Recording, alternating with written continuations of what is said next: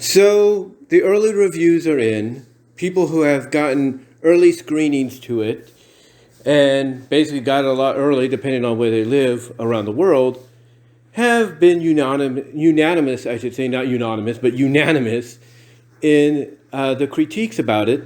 And basically, you can't blame them for how they feel, because Sonic Prime does live up, according to them, to a lot of the hype. In fact, IGN did a review that you can find here on YouTube, where at the end, the guy that was reviewing it basically made the comparison that Sonic Prime is kind of like in the middle between Adventures and Satayam. Now, what he means by that is it feels like it's a combination of I guess you could say, the whimsicalness, the quirkiness, the silliness at times of Satayam, not Satayam, but of Adventures. It's kind of got that comedic feel to it, of Adventures and all that. But also, at the same time, that's balanced out with the dark tone, the seriousness in Sonic Prime that's very reminiscing of Satayam. That's kind of where he put it. He kind of put it in the middle as being a mixture of, okay, humor-wise, comedic-wise, wit-wise, joke-wise. It's got the feel of Adventures. But when it comes to the serious, dark tone and the atmosphere and the way the characters are portrayed like a unit, it's got the feel of Satayam. And honestly, a lot of people have come out, I think because of those comparisons, and have agreed that this is one of the best Sonic cartoons in a long time. Now, unfortunately, according to what he also said, the first season, quote unquote, ends abruptly. Like, basically, it ends on a cliffhanger. We don't know whether or not he reunites with the original versions of his friends or not, but basically it ends on a cliffhanger.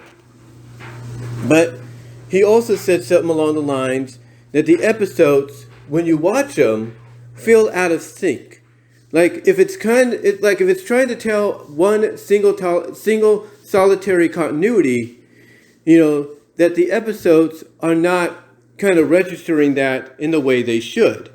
Now, if it's, all the episodes at once, like the first 8 or 10 episodes at once, then I don't think we have to worry, because basically we can watch them in any order we want, based on how it's, I guess you could say one episode leads into another. But overall, the consensus outside of, the pacing and the abrupt ending and kind of the out of sync order of some of the episodes, continuity wise, because it's trying to tell a single solitary story, a lot of people have enjoyed this. Now, I know some people are disappointed that basically, well, if you're going to create a team of resistance fighters, which consists of Sonic, Amy, Tails, Knuckles, Rouge, then why, and basically make them similar in tone to, the freedom fighters of Sally, Bunny, Antoine, Rotor, you name it, even Tails, then why not just include them? And that's a good point. And I think that does have to relate to something that Megabeatman talked about. You see, Megabeatman did a discussion video where he talked about the fact that Ian Flynn, along with Evan Stanley and Tyson Hurst, and somebody else that will be named later on to be that's going to be named as the lore manager, basically coming together to try to connect everything Sonic-wise, sort of together under one roof, under one, connection, continuity. Now, the catch on this is that, with the references of Tangle and other characters in Sonic Frontiers, the catch is that, yes, the comics and even Sonic Prime can be in continuity with the games, but they can't truly intervene or interfere with the games. Like, basically the stories and the characters you see in Sonic Prime or you read about in the IDW comics, they cannot basically show up in the Frontier game, in any Sonic game like Frontiers. They can be referenced and acknowledged, but they can't physically show up. In other words, if you want to know more about them, you got to go see, other versions of the character, other versions of Sonic elsewhere, like the comics and the shows and the movies and stuff like that. And as far as, let's say, Archie goes, like the Freedom Fighters and all that, right now that's a negative. However, the way it sounds, the way Megabeatman made it sound when he talked about this, is although it's a negative right now that we would get them as we know them, doesn't mean, and this is how I interpreted what Matt was saying, it doesn't mean we won't get them. The only catch is that we'll get them, but they'll have to be reworked. And that's right, the characters would have to be reworked. Like, we'll probably get them as they once looked, design-wise, in a retcon reboot, soft retcon reboot, however you call it. But their personalities might be different. Their occupations might be different and everything. I mean, Sally may not be royalty for all we know. She might just be a warrior that is dubbed, warrior princess because she likes to fight. Who knows? The point is, there is a chance they could show up, but the way Megabeatman was wording it is that basically, there is a good chance they could show up, but they'd have to be reworked. In other words, they'd have to have a change in character and personality, and maybe even a slight design change, but not enough to where you wouldn't know who they are. Because if you see them and everything, and you hear their name come out and say, this is Sally, this is Bunny, then you'll know who they're talking about.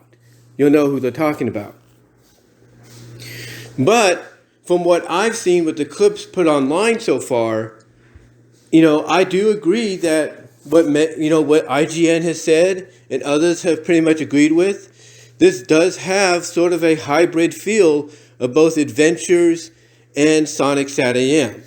It does. I mean, you have this one clip out there where Rouge suddenly just shows up out of nowhere at Tails' workshop, and she's explaining, what's going on with Eggman, what he's after, the prism thing, whatever, the paradox prism.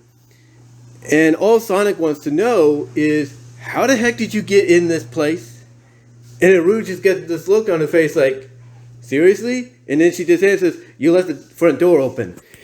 To me, the reaction from Rouge when she's trying to explain everything to Sonic and Tails, and all Sonic wants to know is, how did you get in here?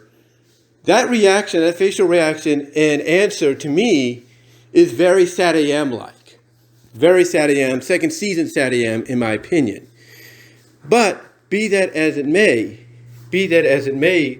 though, like I said, this is why I think everybody has pretty much positively praised Sonic Prime, because it has that feeling to it.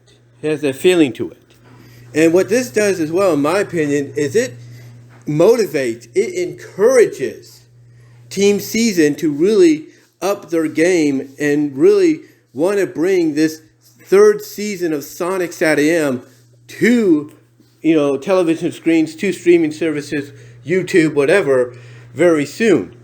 Because if you're going to, basically, if you're WildBrain, because WildBrain owns the intellectual property, the intellectual rights right now to the SatAM and adventure cartoons and Underground, if you're going to basically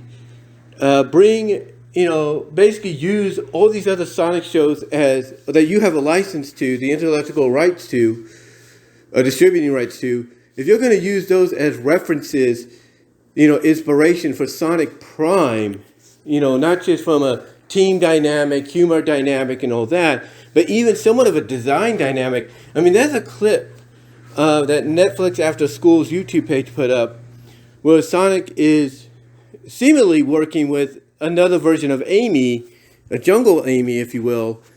And this Amy, you look at her, and she can almost pass from the design for Sonya from Sonic Underground.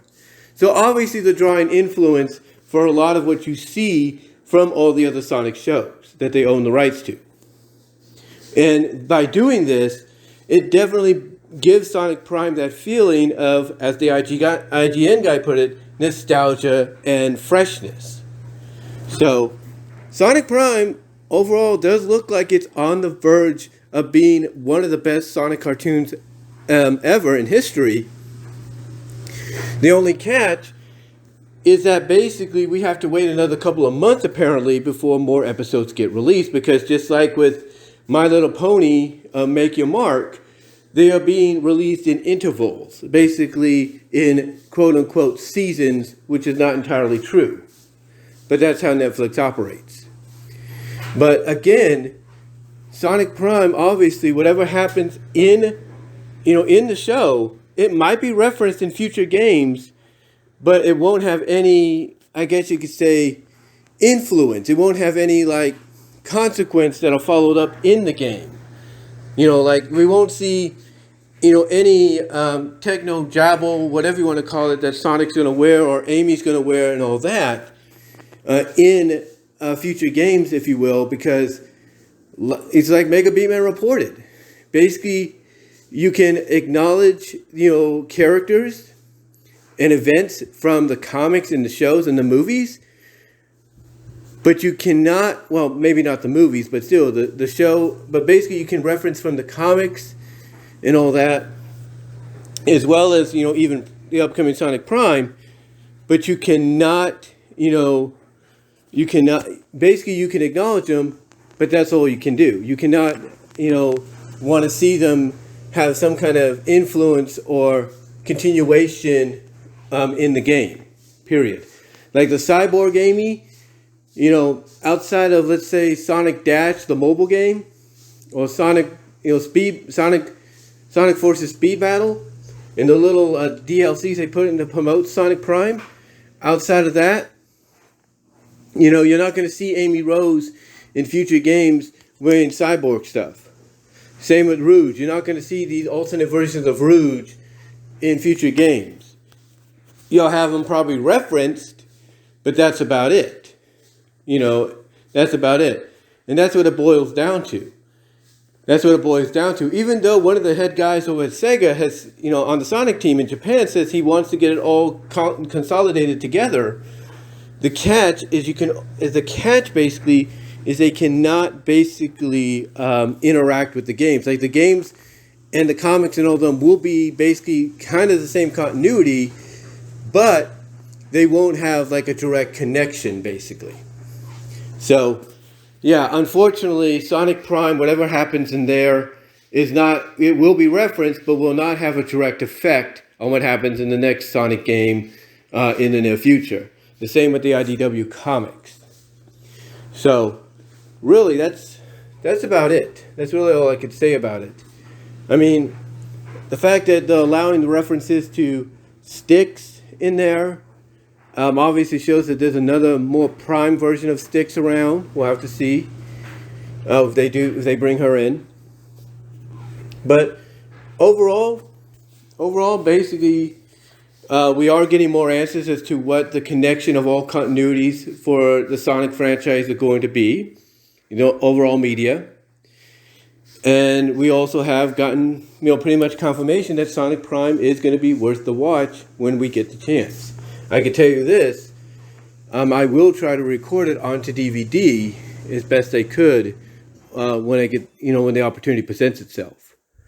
But let me know what your thoughts are, guys. How do you feel about, the information that's come out about, Ian Flynn, Evan Stanley, Tyson Hirsch, and somebody to be named being this team together that's going to try to help bring together the lore, if you will, try to basically balance things out to where they're all one continuity, but they just can't interfere with the games, if you will, which is the only exception. And do you think, basically, going with this direction, Ian Flynn, Evan, and Tyson might consider bringing in the Freedom Fighters, but bring them in to where they look, to where we know that it's them, but they have kind of like a fresh coat of paint on them, and it's basically, the IDW interpretation of them. What do you think? Do you think that might happen? And how do you feel about, the early reviews of Sonic Prime? Do you think basically it does live up to the hype? And do you think it did get influenced by Adventures, SAT-AM mostly, and with a bit of underground thrown in there as well. What are your thoughts? Let me know down below in the comments as well as in the live chat during the premiere. Like the video. This will also be an audio podcast on my Beat Up Roses Discussion podcast, where you can find it at all your podcast locations except for Pandora. Let me know what your thoughts are though, guys. And until then, I am out.